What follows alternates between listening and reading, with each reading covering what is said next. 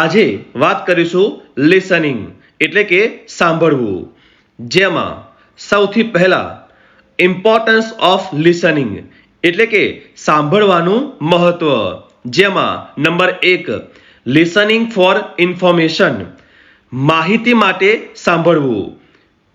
કેટલીક વાર આપણે માહિતી મેળવવા માટે સાંભળીએ છીએ. જ્યારે આપણે સમાચાર અથવા ટ્રેન સ્ટેશનમાં જાહેરાતો સાંભળીએ છીએ ત્યારે તે ચોક્કસ માહિતી મેળવવા માટે સાંભળીએ છીએ. બીજું, લિસનિંગ ફોર ઇન્સ્ટ્રક્શન્સ એટલે કે સૂચનો માટે સાંભળવું. આપણે સૂચનાઓ સાંભળવું પણ શીખવું જોઈએ. જો આપણે ધ્યાનથી સાંભળતા નથી તો સૂચનાઓને યોગ્ય રીતે અનુસરવી મુશ્કેલ છે. સૂચનાઓ અને માહિતી માટે સાંભળવું એ સાંભળવાના બે સૌથી સામાન્ય હેતુઓ છે. ત્રીજું, listening for relationships and entertainment એટલે કે સંબંધો અને મનોરંજન માટે સાંભળવું. જેમાં કેટલીક વાર સાંભળવાની કુશળતા અન્ય રીતે પણ ઉપયોગી થઈ શકે છે. મિત્રની વાત સાંભળવાથી તેમને સમજવામાં અને સંબંધ બાંધવામાં મદદ મળે છે.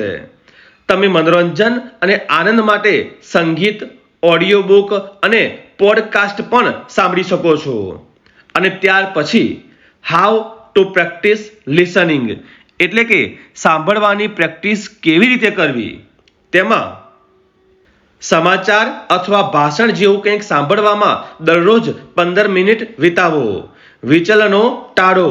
સાંભળતી વખતે બીજું કંઈ ન કરો. જ્યારે તમે કોઈને બોલતા સાંભળો છો અથવા રેકોર્ડિંગ સાંભળો છો ત્યારે તમે જે સાંભળ્યું છે તેનો સારાંશ આપો. વ્યક્તિએ શું કહ્યું છે તે યાદ કરવા માટે 2 અથવા 3 વાક્યનો ઉપયોગ કરવાનો પ્રયાસ કરો. અને અંતે, જ્યારે તમારા શિક્ષક બોલે છે અને તમે સાંભળો છો ત્યારે તમે જે શબ્દો સાંભળી રહ્યા છો તે લખવાનો પ્રયાસ કરો. આ શરૂઆતમાં મુશ્કેલ લાગી શકે છે, પણ પ્રયત્ન ચાલુ રાખો. આ રીતે સાંભળવાની પ્રેક્ટિસ કરી શકાય. આવા જ AS સંલગ્ન તમામ ટોપિક માટે સબસ્ક્રાઇબ કરો. જલ્દી મળીશું નવા વિડીયોમાં.